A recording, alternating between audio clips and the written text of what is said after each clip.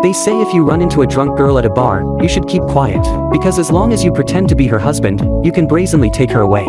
Even if the waiter sees through it, don't worry. Slip them a $100 tip and they'll keep their mouth shut. I'm Harrison, the lowest ranking server at the hotel, and I've always lived by the rule, stay out of trouble if you can. That day, I helped a man open a guest room door and watched him take that girl inside. I kept repeating to myself, don't get involved. But soon after, I heard the girl screaming from the room. Shauna, are you okay? What? You fucking nothing. Just let me get Shauna back to her room. In fact, I already knew she wasn't this man's wife. I'd seen Sarah that morning and knew she'd checked in alone. When I exposed him, the man flew into a rage instantly, yelling at me to mind my own business and even threatened, I'm keeping this girl, no matter what. He had no idea he'd messed with the wrong person. I picked him up, slammed him against the wall, then threw him to the floor and beat him hard. When I heard him begging for mercy non-stop, I originally planned to let him go. But he had to keep pushing his luck. Dumbass. There's plenty more where she came from. There's always more. At that moment, images of all the other girls he'd taken advantage of flashed through my mind, and the bloodthirsty instinct in me was fully awakened.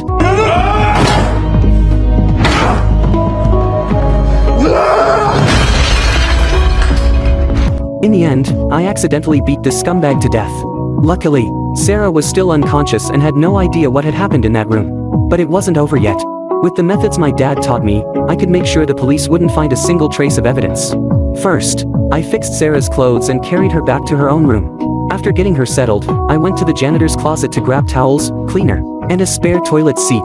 I took all those things back to that guest room and started cleaning up the scene. I'm only 21, but this wasn't the first time I'd done something like this, so when it came to covering up a murder, I was pretty skilled. Wrapping the body, putting the toilet seat back in place, wiping every drop of blood off the floor, I didn't miss a single small detail. Then, I stuffed the scumbag's body into a cleaning cart. After I finished cleaning, the room looked like no one had ever been there. Finally, I pushed the cart to the kitchen. It was 3 a.m. by then, and the empty kitchen was the perfect place for me to dispose of the body. I laid the scumbag's body on the counter, and suddenly I remembered the steps my dad had taught me. First, take off his clothes, then put on an apron myself. Once everything was ready,